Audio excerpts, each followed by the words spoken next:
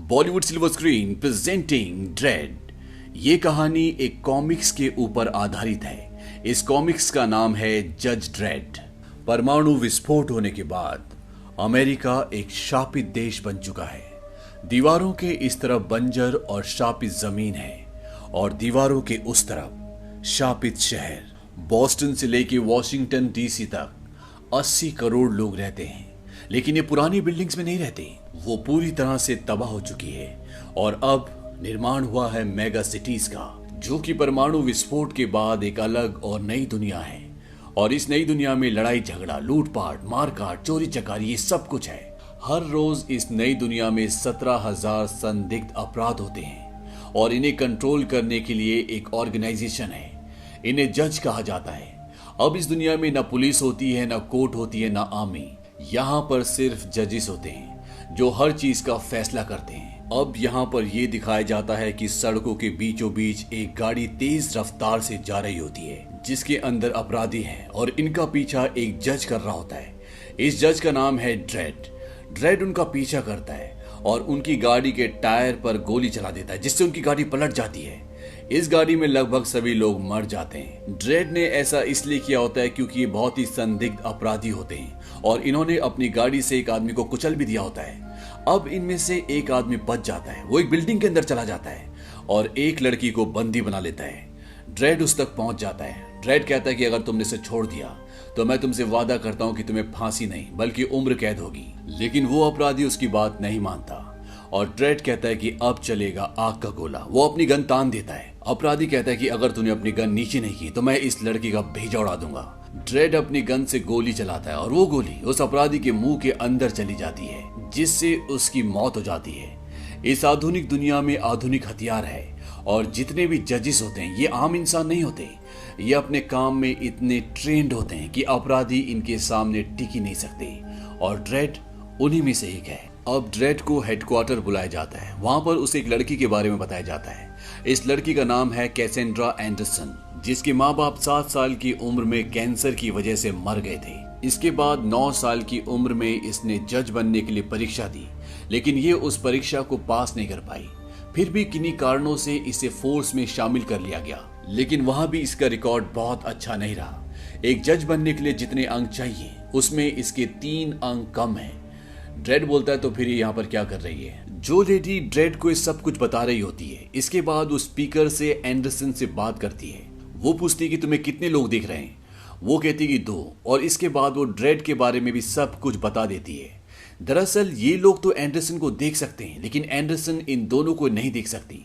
इसके बाद भी ये सब कुछ बता देती है क्योंकि ये एक साइकी रीडर होती है, यानी कि इसे पता चल जाता है कि इसके आसपास क्या हो रहा है। ड्रेड बोलता है इसका दिमाग तो कमाल का है। अब ड्रेड के साथ जो लेडी होती है वो बोलती है हमने इसीलिए इसके 3 अंक नजरअंदाज कर दिए, जो कि मामूली है। ड्रेड कहता है कि ये मामूली बात नहीं है, ये फेल हुई है। उसकी ऑफिसर कहती है कि इसको सबसे मुश्किल काम दो, देखते हैं कि ये फेल होती कि पास।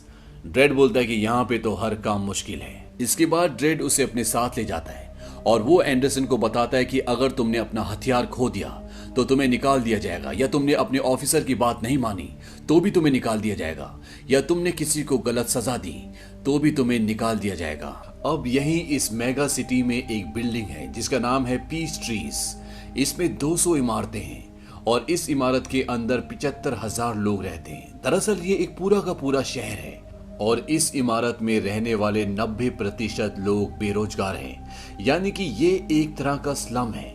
और इसी बिल्डिंग में एक लेडी रहती है जिसका नाम है मामा। वो यहाँ पे रहने वाले अपराधियों की हेड है। ये 3 लोगों को पकड़ कर लाते हैं जो इनके इलाके में ड्रग्स बेच रहे होते हैं। मामा उन्हें स्लोमो का नशा करवा के बिल्डिंग से नीचे फेंकने का आदेश देती है। स्लोमो एक ऐसा नया ड्रग है जिसको लेने के बाद इंसान के दिमाग की गति इतनी धीरे हो जाती है कि अगर वो एक मंजिल से भी नीचे गिरे तो उसे लगे उसने पता नहीं कितना लंबा सफर तय किया है। और वो इन तीनों को स्लोमो का नशा देकर ऊपर बिल्डिंग से नीचे फेंक देती है। ये तीनों मर जाते हैं और जब ये खबर ड्रेड के पास आती है तो ड्रेड और एंडरसन यहाँ पर इन्वेस्टिगेशन करने के लिए आते हैं और उन्हें पता चलता है कि ये जो 3 लोग मारे गए हैं ये छोटे मोटे ड्रग डीलर थे और इसी बिल्डिंग में एक गैंगस्टर रहती है जिसका नाम मामा है और इस 200 इमारत की पूरी बिल्डिंग पर उसका कब्जा है। इससे पहले यहाँ पर 3 गैंग्स थे, लेकिन मामा ने सबको खत्म कर दिया और अब इस पूरी बिल्डिंग पर उसका राज है। यहाँ का सिक्योरिटी वाला बोलता है कि तुम मामा से पंगा मत लो। एंडरसन उससे पूछते कि अभी तक वो पकड़ी क्यों नहीं गई, वो बच कैसे गई। सिक्योरिटी वाला बोलता है कि यहाँ पर जजेस बहुत कम आते हैं। ड्रेड कहता है कि लेकिन अब यहाँ पर आ चुके हैं। और इसके बाद ड्रेड और एंडरसन 39वीं मंजिल पर जाते हैं, क्योंकि ये जो लोग मरे हुए होते हैं ये सब इसी मंजिल पर गए थे। और उस मंजिल पर जाने के बाद ये उस जगह पर पहुंच जाते हैं जहां पर लोग स्लोमो नशा कर रहे होते हैं, वो नशा जिससे दिमाग की गति बहुत धीमी हो जाती है। वहां पहुंचने के बाद ये लोग 4 लोगों को मार देते हैं जो अपराधी हैं, और 8 लोगों को गिरफ्तार कर लेते हैं जो नशा कर रहे होते हैं। अब जब एंडरसन एक आदमी को हथकड़ी लगा रही होती है तो वो अपनी साइकी रीडिंग से पता कर लेती है कि वही इंसान है जिसने उन 3 लोगों को मारा है जिनकी लाशें उन्हें नीचे मिली थी, और वो उन्हें अरेस्ट करके नीचे ले जाते हैं। अब यहाँ पर जो कंट्रोल रूम होता है वहां पर एक लड़का सब कुछ कैमरे में देख रहा होता है और वो मामा तक ये इंफॉर्मेशन पहुंचा देता है, क्योंकि अगर उसने ऐसा नहीं किया तो मामा उसे मार देगी। मामा को पता चलता है कि उसके आदमी के को पकड़ लिया गया है और उसे जजेस अपने साथ लेकर जा रहे हैं, और अगर वो उसे अपने साथ ले गए तो वो सब कुछ बता देगा। इसीलिए मम्मा जो बिल्डिंग्स को कंट्रोल करने का हेड ऑफिस होता है उससे अपने कंट्रोल वाले से कॉल करवाती है और ये झूठ बोल के कि हमें यहाँ का सिक्योरिटी चेक करना है, वो इस बिल्डिंग का पूरी तरह से कंट्रोल अपने हाथ में ले लेते हैं। और इससे पहले कि जजेस मम्मा के आदमी को यहाँ से लेकर बाहर निकलते यहाँ के सारे दरवाजे बंद हो जाते हैं। ये बिल्डिंग पूरी तरह से सील हो चुकी है। अब यहाँ से न कोई बाहर जा सकता है, न बाहर से कोई अंदर आ सकता है। तभी मामा अनाउंसमेंट करती है कि यहाँ पर इस बिल्डिंग में कहीं पर 2 जजेस हैं जो मेरे आदमी को यहाँ से बाहर ले जाना चाहते हैं, और जब तक वो मुझे मिल नहीं जाते ये बिल्डिंग इसी तरह से सील रहेगी। मेरे आदमी हर एक मंजिल पर हैं। मैं उन्हें आदेश देती हूँ कि वो उन्हें ढूंढे, और अगर किसी ने इन जजेस की मदद करने की कोशिश की तो मैं उसे और उसके पूरे परिवार को खत्म कर दूंगी। इसीलिए जब तक गोलीबारी बंद नहीं हो जाती तुम सब के सब अपने घरों में रहो। और जहां तक जजेस का सवाल है, आज उनकी मौत निश्चित है। ड्रेड और एंडरसन और उनके पास जो मामा का आदमी के है वो उसे लेकर ऊपर की ओर बढ़ते हैं, क्योंकि इनका जो कम्युनिकेशन सिस्टम है जिससे ये अपने लोगों को यहाँ तक बुला सकते हैं वो काम नहीं कर रहा होता, और इसकी वजह वो कवच होती है जिस कवच ने इस पूरी बिल्डिंग को ढक दिया है। अब ड्रेड और एंडरसन और वो आदमी जो उनके साथ है वो उसे लेकर मेडिकल सेंटर में जाना चाहते हैं जो कि ऊपर है, और जब ये ऊपर जाते हैं तो मामा के आदमियों का इन्हें सामना करना पड़ता है, और ड्रेड और एंडरसन धुएं वाले रोशनी वाले बमों का इस्तेमाल करते हैं जो कि आधुनिक हथियार हैं, और वो मामा के कई लोगों को मार देते हैं और वो मेडिकल सेंटर के बाहर पहुंच जाते हैं। अब मेडिकल सेंटर के अंदर जो आदमी होता है वो दरवाजा नहीं खोलता।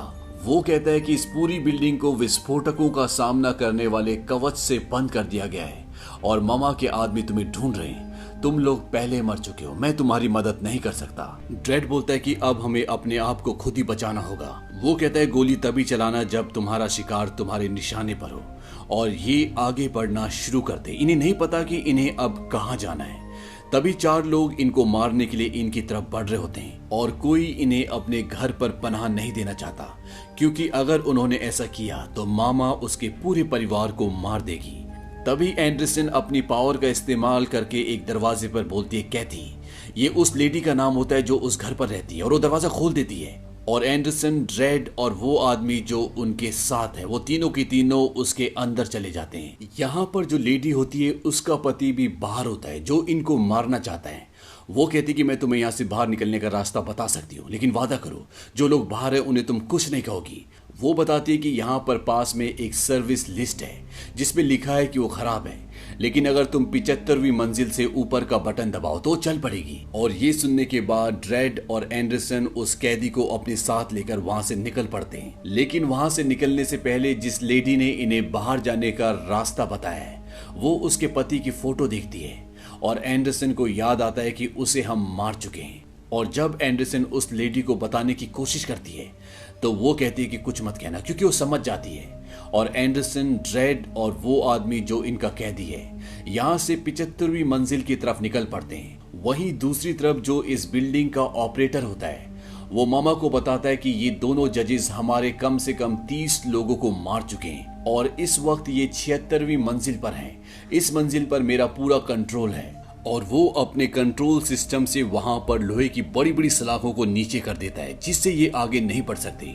अब यहाँ पर ये फंस चुके हैं लेकिन फिर भी कोई इन्हें मारने के लिए, इनसे लड़ने के लिए नहीं आता। ड्रेड कहता है कि ये बात समझ में नहीं आई और वो एंडरसन को बोलता है कि तुम नीचे वाली मंजिल पर जाओ और लिफ्ट के पीछे रहना, वो जगह सुरक्षित है और अगर मैं वापस ना आ पाया तो तुम्हें पता है कि तुम्हें क्या करना है, शायद तुम जिंदा ना पकड़ी जाना चाहो। और इसके बाद ड्रेड वहां से निकल जाता है और एंडरसन उस कैदी को लेकर नीचे वाली मंजिल की तरफ बढ़ जाती है। वहीं ड्रेड देखता है कि मामा जहां पर वो खड़े होते हैं उस बिल्डिंग के बिल्कुल ऑपोजिट 3 बड़ी बड़ी गन्स लगा के तैयार होती है और वो ड्रेड के ऊपर फायर करना शुरू कर देती है।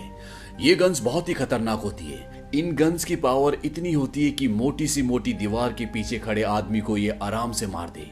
ड्रेड भागना शुरू करता है और मामा लगातार कई हजारों गोलियां उस पर चलाती है और वो नीचे उस जगह तक पहुंच जाता है जहां पर एंडरसन और वो कैदी है। और तभी ड्रेड देखता है कि दीवार पर एक छेद हो गया है जिससे बाहर की रोशनी दिखना शुरू हो जाती है। ड्रेड उस छेद पर एक गोली चलाता है जिससे ब्लास्ट होता है और ड्रेड, एंडरसन और जो इनके साथ कैदी है वो उसे लेकर इस बिल्डिंग से कूदकर बाहर छत पर आ जाते हैं। छत पर आने के बाद ड्रेड का अपने लोगों से संपर्क हो जाता है और वो इस जगह पर मदद मंगवाता है। लेकिन ड्रेड यहाँ पर रुक नहीं सकता, उसे अंदर जाना होगा नहीं तो मामा के लोग इन सब को मार देंगे। वहीं मामा ड्रेड और एंडरसन की लाश देखने के लिए अपने आदमी को भेजती है। ड्रेड ऊपर चला जाता है और जिस आदमी को मामा ने भेजा होता है ड्रेड उसे मामा की आंखों के सामने ऊपर मंजिल से नीचे फेंक देता है। और अब ड्रेड पूरा गुस्से में होता है क्योंकि मामा ने इन दोनों जजेस को मारने के लिए इस पूरी बिल्डिंग के 25% लोगों को मार दिया होता है। वो सब बेगुनाह होते हैं और ड्रेड के साथ जो मामा का आदमी होता है वो उसे बहुत बुरी तरह मारता है। ड्रेड कहता है कि अगर मैंने तुम्हें मार दिया होता तो मामा हमें यहाँ से जाने से नहीं रोकती, क्योंकि उसे डर है कि तुम सब कुछ सच सच बता दोगे और अब तुम बताओगे। ड्रेड उसे बहुत बुरी तरह मारता है लेकिन वो उसे कुछ नहीं बताता। एंडरसन कहती है कि इसे मेरे हवाले कर दो, मैं इससे पूछती हूँ और वो उसके दिमाग से खेलना शुरू करती है। वो उसके दिमाग के अंदर घुस जाती है और उसके दिमाग के अंदर जाने के बाद वो उससे वो सारी इंफॉर्मेशन निकाल लेती है जो वो जानना चाहते थे। और वो ड्रेड को बताती है कि स्लोमो ड्रग्स बनाने का पूरा जो अड्डा है वो इसी बिल्डिंग के अंदर है। यहीं से स्लोमो ड्रग्स हर जगह फैलाया जाता है, इसीलिए मामा नहीं चाहती थी कि ये यहाँ से बाहर जाए और उसके अड्डे का किसी को पता चले। ड्रेड कहता है कि बहुत दिलचस्प है। वहीं बिल्डिंग के बाहर 2 और जजेस आ जाते हैं क्योंकि ड्रेड ने उन्हें इंफॉर्मेशन दे दी थी। लेकिन जब वो ऑपरेटर को दरवाजा खोलने के लिए बोलते हैं तो ऑपरेटर कहता है कि हमारे सिस्टम में कुछ खराबी आ गई है और 76वीं मंजिल पर आग भी लग चुकी है, इसीलिए दरवाजे नहीं खुल रहे। इस वक्त मामा ने ऑपरेटर के पेट पर चाकू लगाया होता है। जजेस उसको बोलते हैं कि अगर जल्दी तुमने दरवाजा ठीक करके नहीं खोला तो तुम्हें 5 साल की कैद हो जाएगी।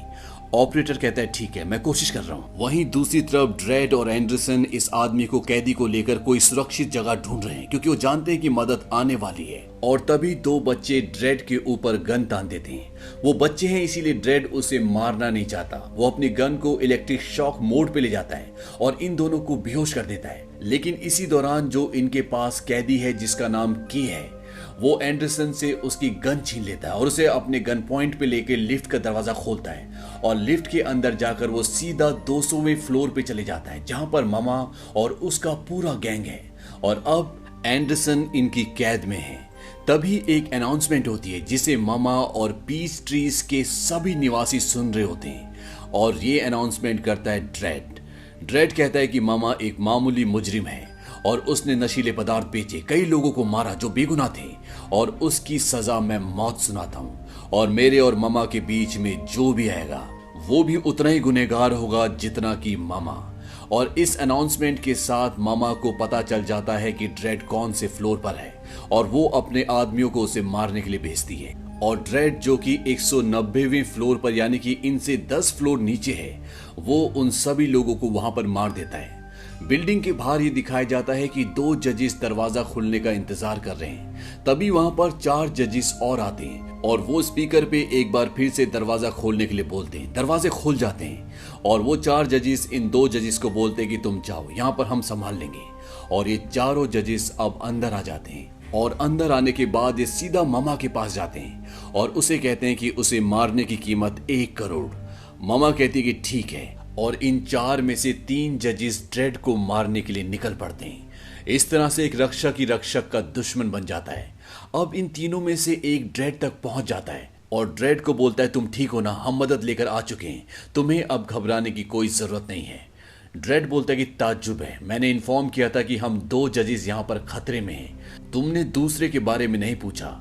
और वो जो जज होता है जो मामा के साथ मिला हुआ होता है, वो अपने साथियों को बुलाने की कोशिश करता है, लेकिन ड्रेड उसे मार देता है। वहीं दूसरी तरफ ये दिखाया जाता है कि एंडरसन को वो आदमी जिसे उन्होंने कैद किया था, वो एंडरसन की गन से उसे गोली मारने वाला होता है। वो उससे पूछता है कि कोई आखिरी ख्वाहिश। एंडरसन बोलती कि मैं तुझसे यही बात पूछने वाली थी कमीने, और वो एंडरसन की गन से उस पर गोली चलाता है। तभी गन पर लिखा हुआ आता है आईडी फेल, और उस पर एक ब्लास्ट होता है जिससे उसका हाथ उड़ जाता है और एंडरसन उसे मारकर वहां से निकल जाती है। दरअसल ये गन जिस जज की है उसके फिंगरप्रिंट से ही ये ऑपरेट होती है और वही उसे चला सकता है। ये बात उस मुजरिम को नहीं पता होती, इसीलिए वो अपनी जान गंवा देता है।